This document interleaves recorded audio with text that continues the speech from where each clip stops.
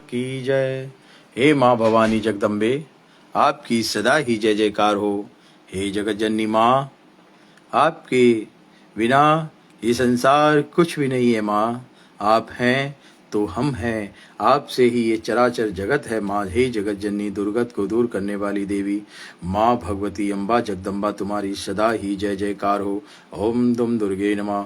ओम हैं ह्रीं क्लीं चामुंडाय वीक्षे नमः। ओम जयंती मंगला काली भद्रकाली कपालिनी दुर्गा क्षमा शिवा धात्री स्वासुधा नमस्तुते। ओम सर्व मंगल मांगले शिवे सर्वशाधिके शरण्ये त्र्यंबके गौरी नारायणी नमस्तुते। हे जगत जननी माँ जगदम्बा, तुम्हारी सदा ही जय जयकार हो। हे जगदम्बे तुम्हारी सदा ही जय जयकार हो। हे अम्बे तुम्हारी सदा ही जय जयकार हो। हे सृष्टिकर्ता भगवान, तुम्हारी सदा ही जय जयकार हो। माता जगदम्बा, तुम्हारी सदा ही जय जयकार हो। व्यास जी कहते हैं कि राजन सुनो, देवी का उत्तम चरित्र कहता हूँ। ये कथा संपूर्ण प्राणियों को सुख देने वाली तथा समस्त कर पापों का नाश करने वाली है। बोलो दुर्गे मैया की जय। शुंभ अनुशुंभ ये दो बड़े भाई बड़े बलवान राक्षस थे। किसी भी पुरुष के द्वारा इन सूरवीरों की मृत्यु संभव नहीं थी। इनके पास बहुत से सैनिक थे। देवताओं को सदा सुखी बनाए रखना और इनका मुख्य उद्देश्य था। ये बड़े दुराचारी और घमंडी थे। राजा, ये सारा दानव समाज इनका साथ देने को तत्पर था। बोली श्री देवी मद्भागवत कथा की जय। बोले जगदम्बे मैया की जय।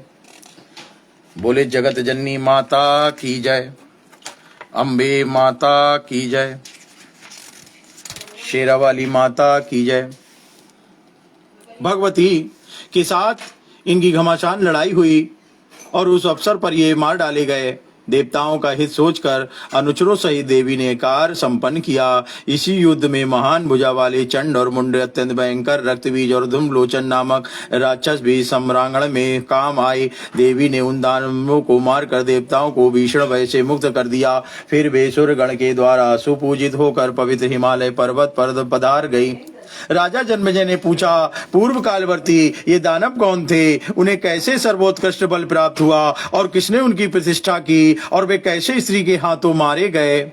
उन्होंने किसी तपस्या की अथवा किससे वरदान पाया जिसके परिणाम स्वरूप वे इतने अपार बलशाली हो गए और वे किस प्रकार मारे गए? ये सभी प्रसंग विस्तार पूर्वक कहने की मुझे कृपा करे। बोलो जगदम्बे माँ भवानी की जय। व्यास जी कहते हैं कि राजन सुनो, देवी के चरित्र से संबंध में रखने वाली ये कथा बड़ी विचित्र है और विलक्षण भी है। इसके सुनने से संपूर्ण पाप नष्ट हो जाते हैं और ये मंगलमयी कथा धर्म, अर्थ, काम, मोक्ष और समस्त फलों को देने वाली है। बोलो देवी जगदम्बे माता की जय। देवी भागवत पुराण की जय। शुंभ और निशुंभ नाम के विख्यात दो महादानव पाताल से भूमंडल पर आए। वे दोनों सगे भाई थे। उनकी आकृति देने योग्य थी। पूर्ण वयस्क होने पर उन्होंने घोर तपस्या आरंभ कर दी। परम पावन पुष्करती तीर्थ में जा अन्न और जल का परित्याग करके वे तप करने लगे। योग साधना में तत्पर रहने वाले शुंभ और निशुंभ की वह तपस्या लगातार 10,000 वर्षों तक चलती रही। वे एक आसन पर बैठकर सर्वोत्कृष्ट तप में संलग्न हो गए। अब में लोग पितामह भगवान ब्रह्मा जी उन पर संतुष्ट होकर हंस पर सवार होकर वहां पर आ रहे। देखा वे दोनों दानव भ्राता ध्यान में लगाए हुए बैठे हैं। तब ब्रह्मा जी ने कहा, महाभागो उठो, हम तुम्हारी तपस्या से परम संतुष्ट हैं और जो तुम्हें अभिष्ट हो वो तुम वर मुझसे मांग सकते हो, उसे मुझसे कहो। बोलो जगदम्बे माता की जय। बोलो माँ भगवती भुवनेश्वरी माँ की जय। मैं उसे देने के लिए तैयार हूँ। तुम्हारे तप का प्रभाव देखकर तुम्हारी अभिलाषा पूर्ण करने के विचार से ही मैं यहाँ पर आगमन हुआ है। व्यास जी कहते हैं कि ब्रह्मा जी के उपयुक्त बात सुनकर शुंभ और निशुंभ ध्यान टूट गया और वे सजग हो गए। पदचरणा करते हुए उन्होंने ब्रह्मा जी के चरणों में मस्तक झुकाया और वह दंड की भांति सामने पड़ गए। उनके शरीर अत्यंत दुर्बल हो गए थे। दीन होकर गदगद वाणी से ब्रह्मा जी के मधुर वचन कहने लगे, हे देव दया सिंधु भगवान, आप भक्त जनों को अभय कर देते हैं। विप्रो, हे विभु, यदि आप प्रसन्न हैं तो हमें अमर बनाने की कृपा करें। बोले जगदम्बे माता की जय। बोलो माँ भवानी की जय। संसार के मरण के सिवा कोई दूसरा भी भय नहीं है। केवल इसी भय से संत्रस्त होकर मैं आपकी शरण में आया हुआ हूँ और देवताओं के अधिष्ठाता, जगत के रचयिता तथा क्षमा के भंडार हैं। विश्वात्मन हमारी रक्षा आप पर निर्भर है। आप हमारे मरण जन्म में भयों को दूर करने की कृपा करें। ब्रह्मा जी बोले, तुम कैसी असंभव बात के लिए प्रार्थना कर रहे हो? त्रिलोक में कोई भी ऐसा नहीं है जिसकी मृत्यु न हुई हो और किसी भी इस मांग को पूरी नहीं कर सकता। यह सर्वदा अध्येय है। जन्म लेने वाले की मृत्यु और मरने वाले की उत्पत्ति यह बिल्कुल निश्चित है। जगन्माता प्रभु ने सदा ही जगत में यह मर्यादा स्थापित कर रखी है। सभी प्राणियों में सर्वदा मरणशील ही है, इसमें संशय नहीं किया जा सकता। ऐते अब दूसरा कोई अभिलाषी वर मांगो, मैं उसे पूरा कर सकता हूँ। व्यास जी कहते हैं कि ब्रह्मा जी के वचन सुनकर शुंभ और निशुंभ कुछ क्षण तक विचार में पड़ रहे। तब पश्चात वे सामने खड़े होकर नम्रता पूर्वक बोले, कृपा सिंधु देवता,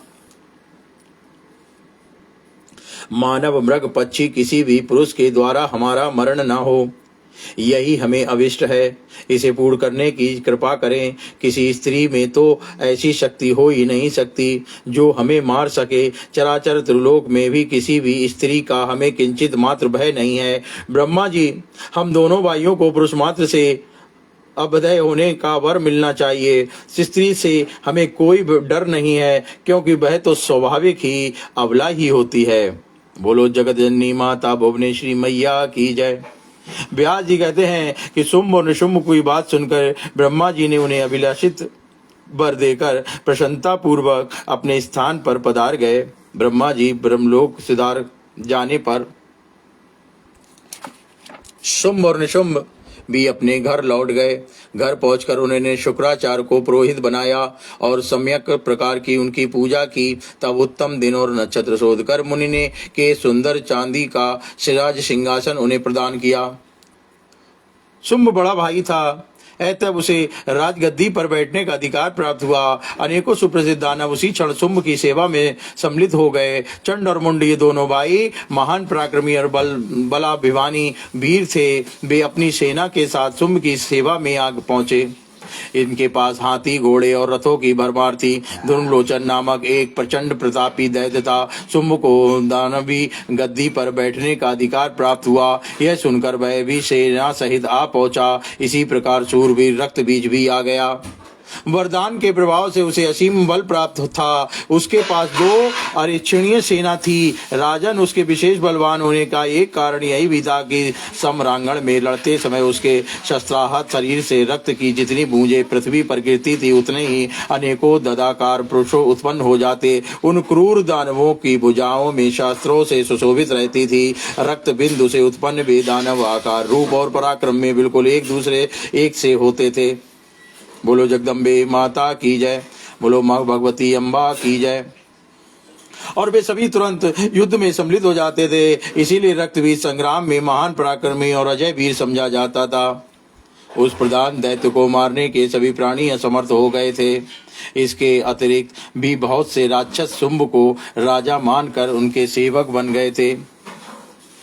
बोलो जगदम्बे माता की जय। बोलो श्री भुवनेश्वरी माता की जय।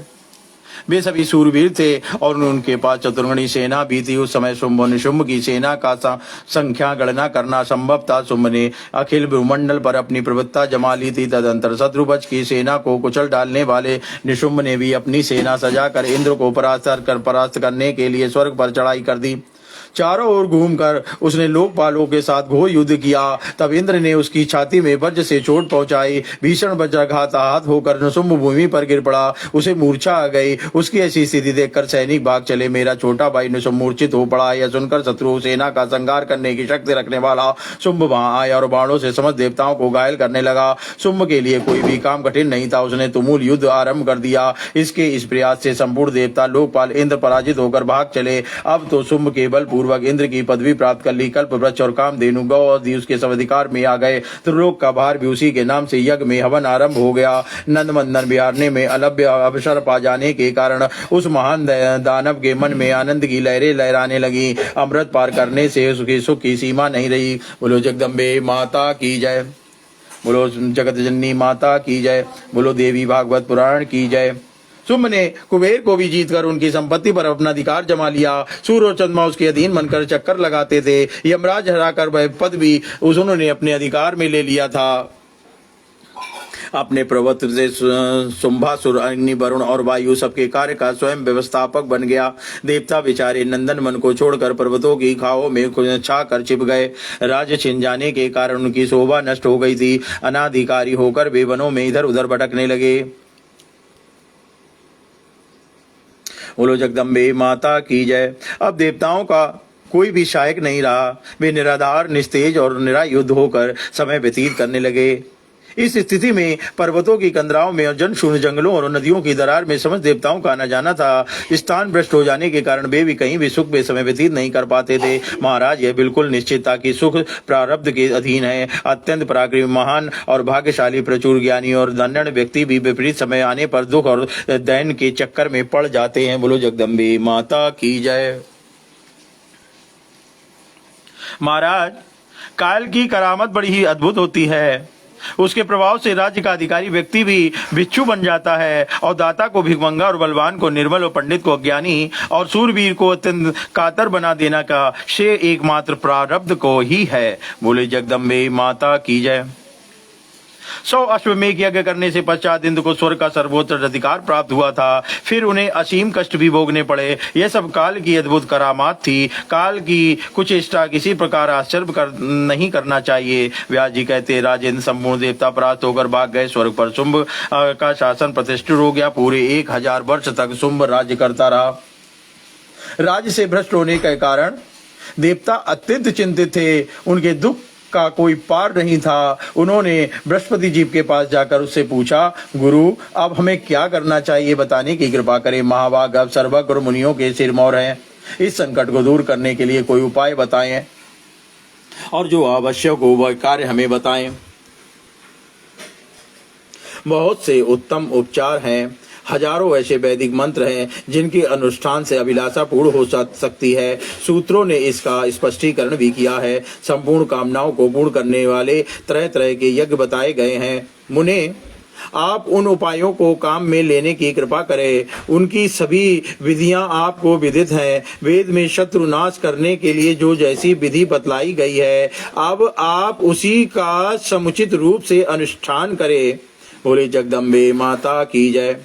जिससे हमारे सारे कष्ट और संकट टल जाएं, हमें हमारा राज्य प्राप्त हो जाए। बृहस्पति जिस प्रकार अवसर का आपका परम कर्तव्य कि आप दानवों को उच्छेद करने के लिए अपनी बुद्धि के अनुसार यत्न करने में तत्पर हो जाएं। बोले जगदम्बे माता की जय। बोलो देवी भागवत पुराण की जय। बृहस्पति जी कहते हैं कि हे देवेश, वेद में प्रतिपादित सभी मंत्र प्रारब्ध के अनुसार ही फल प्रदान करते हैं। उनमें स्वतंत्रता नहीं है और ना वे अकेले कुछ ही कर सकते हैं। मंत्रों के प्रधान देवता जो तुम ही लोग ठहरे, सो तुम्हें काल के प्रभाव से नाना प्रकार के कष्ट भोगने पड़ रहे हैं। बोलिए जगदम्बे माता की जय। ऐसी स्थिति में मैं क्या उपाय कर सकूंगा। यज्ञों में इंद्र, अग्नि और वरुण आदि देवताओं के लिए यजन किया जाता है। वे स्वयं तुम सब के सब विपत्ति में पड़े हुए हो, फिर यज्ञ क्या कर सकेंगे। होनहार अवश्य देकर होकर रहती है और उसे कोई टाल नहीं सकता। बोलो जगदम्बे माता की जय। बोलो माँ भगवती अम्बा जगदम्बा की जय। देवी भगवत पुराण की जय। तब भी उपाय तो करना ही चाहिए। यदि शिष्ट पुरुषों की आज्ञा है और कुछ बुद्धिमानों का कथन है कि दैव ही बलवान है और उपाय पक्ष के समर्थक कुछ विद्वान दैव को निरर्थक बतलाते हैं, परंतु मनुष्यों को दैव और प्रारब्ध दोनों का आश्रय लेना ही चाहिए। बोलो भगवती माता की जय। कभी भी केवल दैव के सहारे रहना उचित नहीं है, अतः अपनी बुद्धि के विचार करके सर्वथा यत्न करने में लग जाना चाहिए। इसलिए भांति सोच समझ कर मैं तुम्हें उपाय बताए देता हूँ। पूर्व समय में भगवती जब का प्रसन्न होकर महिषासुर का वध कर चुकी है, तुम्हारी स्तुति करने पर उन्हें वर दिया कि प्रधान देवताओं तुम्हें सदा मुझे याद करना चाहिए। दुर्दवश है, जब जब तुम पर आपत्ति आएगी तब तब मुझे स्मरण करना, मैं तुम्हारे संकट को दूर कर दूंगी। अतः तुम लोग अत्यंत मनोहर हिमालय पर्वत पर जाकर प्रेम पूर्वक भगवती चंडिका की आराधना में तत्पर हो जाओ और उन्हें माया बीज रूप में जानकारी प्राप्त करो। मैं समझता हूँ कि तत्परता पूर्वक तुम्हारी अनुष्ठान करने पर माँ भगवती अवश्य प्रसन्न हो जाएंगी। बोलो जगदम्बे माँ भगवती अम्बा जगदम्बा की जय। अब तुम्हारे दुख का अंत होने वाला है, इसे मुझे दिखाई पड़ रहा है और उसमें कोई संदेह नहीं है। मैं सुन चुका हूँ कि भगवती चंडिका हिमालय पर सदा विराजमान रहती है और उनकी स्तुति और पूजा ही की जाएगी, वे तुरंत मनोरथ पूर्ण कर देंगी। दृढ़ निश्चय करके तुम सब लोग हिमालय पर चले जाओ, देवताओं यो कहने पर तुम्हारे सभी मनोरथ भगवती अवश्य पूर्ण करेंगी। बोलो माँ भगवती जगदम्बा की जय। बोलो अम्बे दुर्गत को दूर करने वाली माँ भगवती अम्बा की जय। व्यास जी कहते हैं कि हे राजेंद्र, बृहस्पतियों के उपयुक्त वचन सुनकर देवता हिमालय पर्वत पर गए और उन्होंने देवी की आराधना की आरंभ कर दी। माया बीज को हृदय में धारण करके वे सदा सब जब मेल संलग्न रहने लगे। भक्तों को वे प्रदान करना भगवती माँ माया का स्वभाव भी है। देवताओं ने अत्यंत भक्ति पूर्वक उन्हें नमस्कार किया और उस सूत्र के मंत्र पढ़कर वे स्तुति करने लगे। विश्व पर शासन करने वाली देवी माँ, मैं तुमको बारंबार प्रणाम करता हूँ। अरे तुम प्राण शक्ति हो माता जगदम्बा, मैं तुमको बारंबार प्रणाम करता हूँ। सदानंद स्वरूपिणी हो जगदम्बा, मैं तुमको बारंबार प्रणाम करता हूँ। देवताओं को आनंदित करने वाली माँ भगवती, मैं तुमको बारंबार प्रणाम करता हूँ। दानवों का संहार करने वाली माँ भगवती, मैं तुमको बारंबार प्रणाम करता हूँ।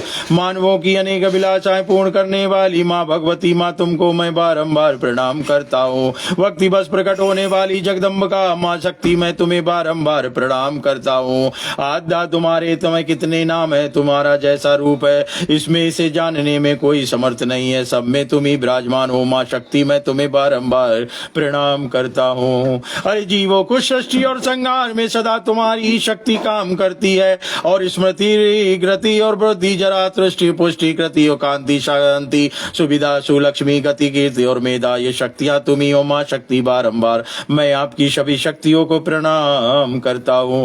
हे जगदम्बे विश्व भुवनेश्वरी माँ, मैं आपको बारंबार प्रणाम करता हूँ।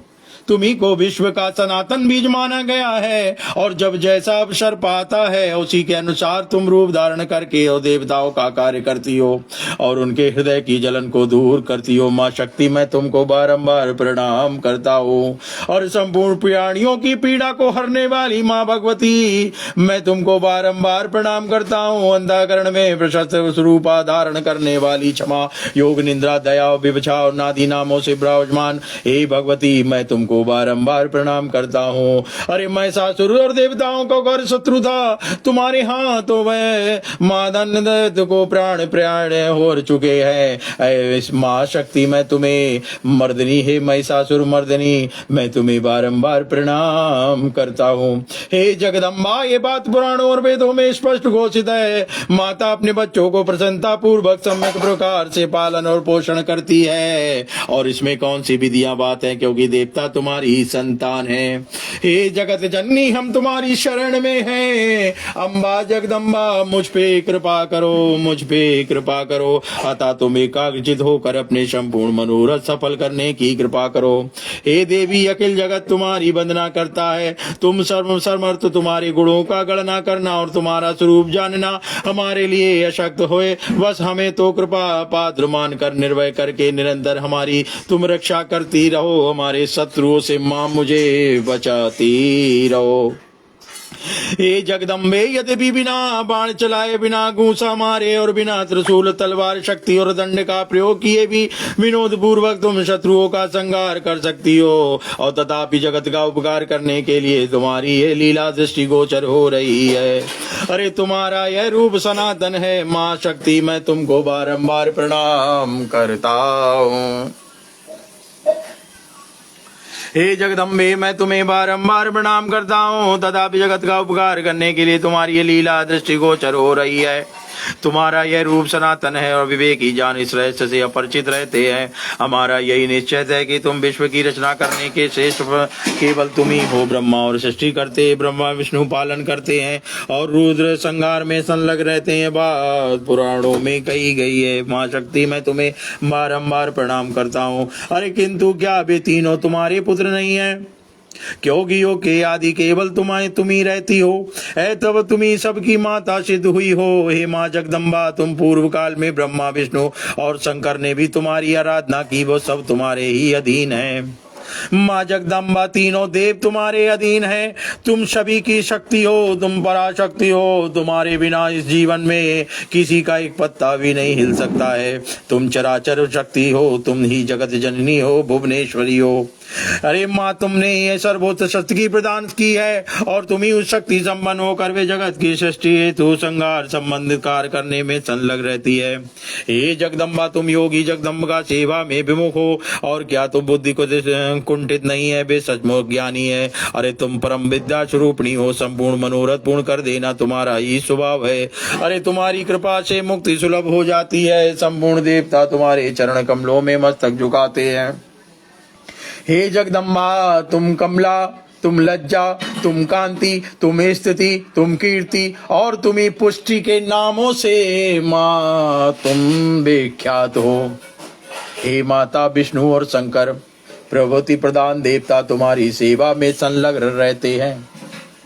अरे मैया, जो जगत में मानव तुम्हारे सेवक नहीं बनते और वे मूर्ख ही कहलाते हैं, और जो तुम्हारी भक्ति करते हैं वे देवी दास हो जाते हैं। और माँ, वे तुम्हारे देवी दास हो जाते हैं। तुम्हारी शरण में ही रह के मुझे ही ज्ञान प्राप्त हुआ है, और तुम्हारी शरण में रहते मुझे शक्ति प्रदान हुई है, और तुम्हारी शरण में रहते मेरा उद्धार हुआ है।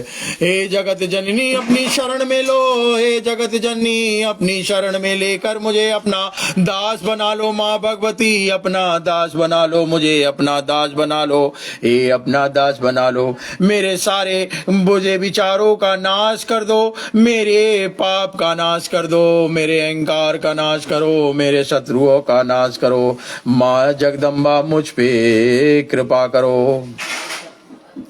विष्णु शंकर प्रभृति देवदान देवता तुम्हारी सेवा में संलग्न रहते हैं, और जगत में मानव तुम्हारे सेवक नहीं बनते हैं, वे मूर्ख ही कहलाते हैं। और जो तुम्हारी सेवा में होते हैं वही देवी दास हो जाते हैं। निश्चय ही उनकी बुद्धि विधान से हर ली है। भगवान विष्णु के पास तुम लक्ष्मी रूप से विराजमान हो, और वे तुम्हारे चरण कमलों में महावर लगाकर आनंद का अनुभव करती है। बोलिए महालक्ष्मी माता की जय। यह स्त्री भगवान शंकर की है। उनके यहाँ तुम पार्वती माँ जगदम्बा के स्वयं विराजमान हो। वे निरंतर तुम्हारी चरण रज के सेवा में तत्पर रहते हैं। और फिर तुम मनुष्य की क्या बात करे, तुम्हारे दोनों चरण कमलों के समान सुकोमल है, और तुम ही जगत जननी माँ, मैं तुम्हारी उपासना करता हूँ। और ऐसा कौन है जो तुम्हारी उपासना नहीं करता? माँ जगदम्बा, जो तुम्हारी उपासना करता है वो तीनों लोकों में कभी पराजित नहीं होता। सभी उपासते घर गृहस्थी विरक्त बुद्धिमान मुनिगण से दया समारोह से तुम्हारी आराधना करते रहते हैं। बोलो जगदम्बे माता की जय, बोलो देवी भगवत पुराण की जय। और जो जन तुम्हारे चरण कमल की उपासना से उदासीन है, उन्हें निश्चय ही संसार भगात गोप में गिरना पड़ता है, और वे ही कुष्ठ कुल्म और सिरो रोग से ग्रस्त होकर जगत में दुख भोगते हैं। दरिद्रता उनका कभी साथ नहीं छोड़ती, वे सदा सुख से वंचित रहते हैं। और जननी, जो तुम्हारी शरण में है उन पर तुम कृपा करती हो, उनका यश चारों दिशाओं में फैलता है, वो तुम्हारे दास हो जाते हैं। तुम उनके घर की रक्षा करती हो, उनके परिवार को सदा स्वस्थ रखती हो, बीमारियों से बचाती हो, बुरे लोगों से बचाती हो, बुरे शत्रुओं से बचाती हो, भय से बचाती हो। हे माँ जगदम्बा, तुम ही हो जो अपने भक्तों की माँ रक्षा करती हो। हे जगत जननी, हे दरिद्रता उनका साथ नहीं छोड़ती, वे सदा दुख से वंचित रहते हैं। जननी, जो धन और दराहीन मानव लकड़ी का बोझ ढोने और तृण आदि का वहन करने से कुशल है, हमारी समझ से मंदबुद्धि वालों में जन्म पूर्व जन्म में तुम्हारे चरण कमलों की उपासना नहीं करते। व्यास जी कहते हैं कि इस प्रकार समस्त देवताओं की स्तुति करने पर भगवती जमदग्नि करुणा से उत्प्रोत होकर तुरंत प्रकट हो गई और उनका रूप निखर उठा। वे विचित्र स्पष्ट वस्त्र पहने हुए थे, दिव्य आभूषण उनके शरीर की शोभा बढ़ा रहे थे, गले में अद्भुत हार था, वे दिव्य चंदन से में चंचित थी, उनमें ऐसी सुकुमारता थी कि जगत मोहित हो रहा था। वे इतनी सुंदर और प्यारी थी कि चारों दिशाओं में जगमग सी रोशनी हो रही थी और सभी शुभ लक्षण सुशोभित हो रहे थे। देवताओं के देखने में अद्वितीय स्वरूपिणी माँ तुम बड़ी सुंदर प्रतीत होती थी। उन्होंने ऐसा दिव्य दूबराण कर रखा था कि जगत मोहित करने वाले मोह में पड़ जाए। अरे कोकिल के समान मधुर भाषण करने वाली भगवती जमदग्नि हंसकर स्तुति करने लगी और देवताओं के प्रति प्रेम पूर्वक गंभीर वाणी में स्वर करके बोली। देवी ने कहा, आदरणीय देवताओं, तुम समय क्यों इतनी स्तुति कर रहे हो? तुम्हारे मुखों पर चिंता क्यों छाई हुई है? और तुम अपना कार्य मेरे सामने प्रकट करो। बोलो जगदम्बे माता की जय। व्यास जी कहते हैं कि महाभाग देवता भगवती के रूप और वैभव को देखकर सम्मोहित हो गए और उनकी वाणी सुनकर वे प्रेम पूर्वक स्तवन का रहस्य बतलाने लगे। देवता बोले, जगत को नियंत्रण में रखने वाली करुणामयी देवी, हम तुम्हारी शरण में आकर स्तुति कर रहे हैं। तुम हमें संपूर्ण संकट से बचाओ। दैत्यों के सताने पर हमारा मन अत्यंत उद्विग्न हो उठा है। महादेवी, पूर्व की समय की बात है कि महिषासुर देवताओं के लिए महान कष्ट था। तब तुमने भी उसे भी मारकर सभी देवताओं को दुख से मुक्त किया था। और जब कभी तुम पर आपत्ति आए तो मुझे याद करना, स्मरण करना और मैं तुम्हारे सारे दुखों को दूर करेंगे, इसमें किंचित मात्र संदेह नहीं है। ऐते अब देवी, आज हम तुम्हें स्मरण किया है और इसी प्रकार शुंभ और निशुंभ नामक 2 दानवों उत्पन्न हुए हैं।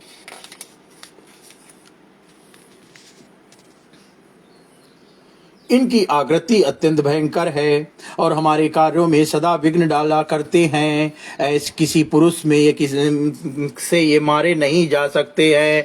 ऐसे ही प्रतापी रक्तबीज और चंड मुंड भी हैं। इनके अतिरिक्त और भी बहुत से महान बलशाली दानव हैं। इन असुरों ने हम देवताओं को राज्य से छीन कर बाहर निकाल दिया है। हे महाबले, सुमध्य में हमें दूसरा कोई अवलंब नहीं है, केवल तुम ही हम है और हम सब तुम्हारी ही शरण में है। माँ भुवनेश्वरी जगदम्बा, हम पर अपनी दया दृष्टि बनाकर हमारे इन दुष्टों का नाश करके हमें राज्य दे दो। देवता अवश्य मान कष्ट पा रहे हैं, तुम इनका कार्य सिद्ध करने की कृपा करो। हे देवी देवता, तुम्हारे चरणों की शरण ग्रहण कर अत्यंत बलशाली दानवों द्वारा प्राप्त दुख तुम्हें बता चुके हैं। माता, ये देवता तुम्हारे प्रति अटूट श्रद्धा रखते हैं। इस समय इन पर दुख के बादल उमड़ पड़े हैं। अब तुम इनके शरण में होकर दुख दूर करने की कृपा करो। हे जगदम्बे भगवती माँ भुवनेश्वरी, और युग के आरंभ में इस विश्व की रचना की थी। तुम अपना बनाया हुआ जानकर अखिल भूमंडल की रक्षा में तत्पर हो जाओ। हे माता, अभिमानी दानव बल के घमंड में चूर होकर जगत की पीड़ा पहुंचा रहे हैं, उनका नाश करके जगत को सुख प्रदान करो। बोलो जगदम्बे माता की जय। इस प्रकार देवी भागवत महापुराण का अध्याय 21 और 22 पूरा हुआ। बोलो जगदम्बे माता की जय।